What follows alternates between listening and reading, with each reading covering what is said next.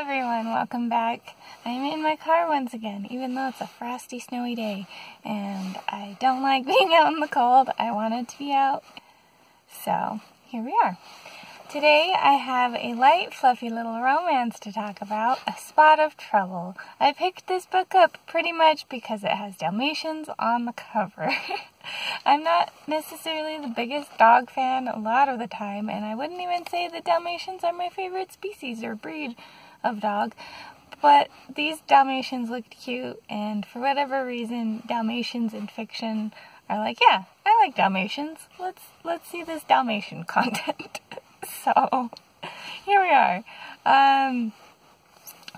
It was a very cute, fluffy little romance. It was exactly what I wanted. I picked it up because I was like, Dalmatians and light, fluffy romance. This sounds like what I'm in the mood for.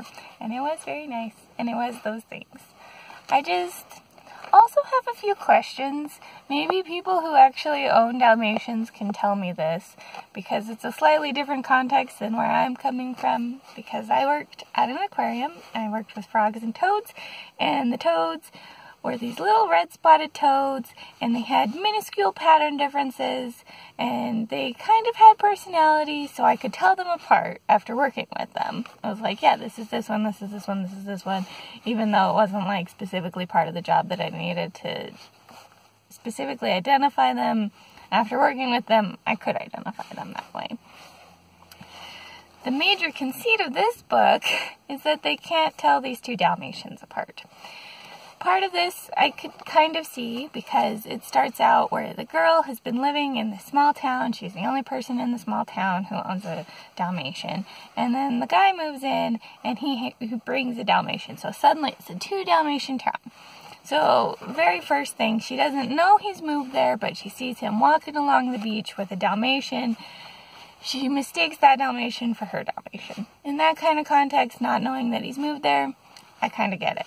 On the other hand, we also have the fact that this is kind of a tourist town, so I'm just like, have tourists never brought their dogs to town, and has one of those dogs never been a Dalmatian? I feel like her immediately jumping to him dog-napping her dog in that context is maybe a little severe, and maybe slightly unrealistic. I guess I also don't know how popular Dalmatians are, or if people commonly bring hyperactive dogs like that on vacation. But I just, with a few of those details, I was just like, I don't know. And then we see the 2 dogs together, and they're both described as having like a heart-shaped pattern on their nose. Fine. That's not a detail you can tell them apart by. But they have different collars, they have different personalities, and when you've only given me that one piece of their pattern, are you sure that there are no other pattern bits that you can tell them apart by? Like, I've watched the 101 Dalmatian movies, and those are real Dalmatians that are in that, and you can tell the difference between them. They've got different spot patterns and stuff. Like, is that really that hard? But again, that's also a big group of animals, like the toads that I worked with, so when it's a bigger group, maybe it's easier to distinguish versus when you just have 2 that you're looking at trying to find those differences. And maybe you're not thinking of trying to find those differences specifically either. So I don't know.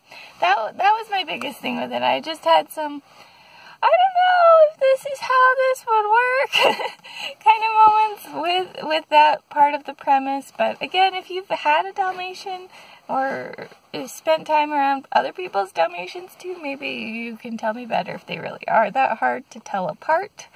There were a few references specifically at various points to things like the different accessories that the dogs had, so I do feel like the author at least tried to address some of it.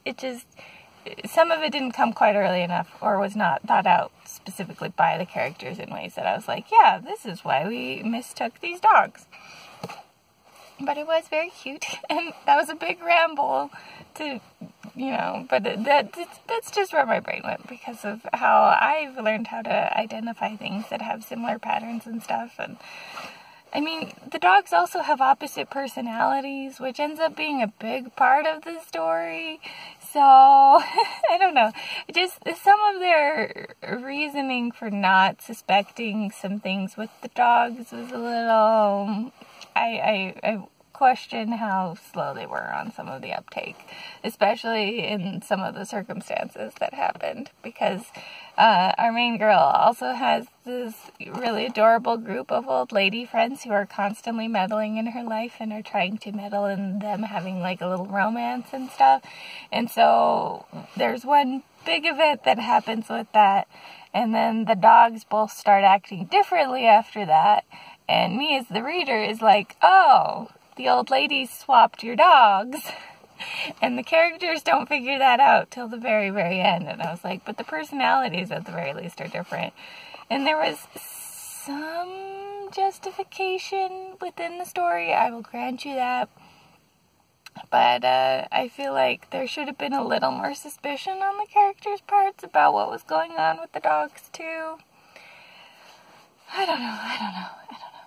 Anyways, also, once the dogs are swapped, just a minor thing too, but they were still answering to the other dog's name, it seemed like, which I don't really see dogs doing in my experience. They usually answer to their own name, especially if they've been like with a one person who owns them.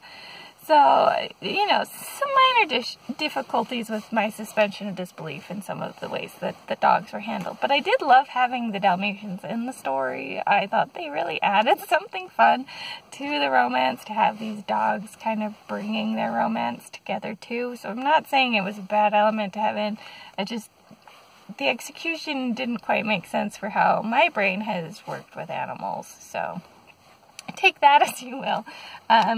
But there are also apparently a bunch of different authors who write these kind of animal-based books based on the end of this book. I actually thought when I was first glancing through them, because I was silly and did not read authors, that they were all from Teri Wilson. I was like, wow, you've really found your niche. And then I actually read the authors and I was like, no, it's just a genre of romance where there's these animals that are involved in it. So I might pick up some more of those, because I do like the light fluffiness of having these animals involved in the romance too. And it's very cute overall.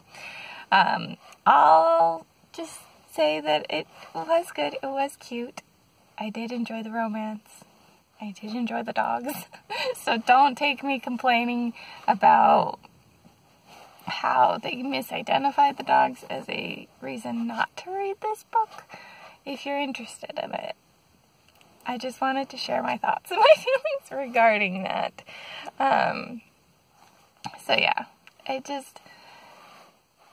there were just those little details that could have been handled in different ways, but it was very cute overall, and I did like it, and I want to read more puppy romance, I guess.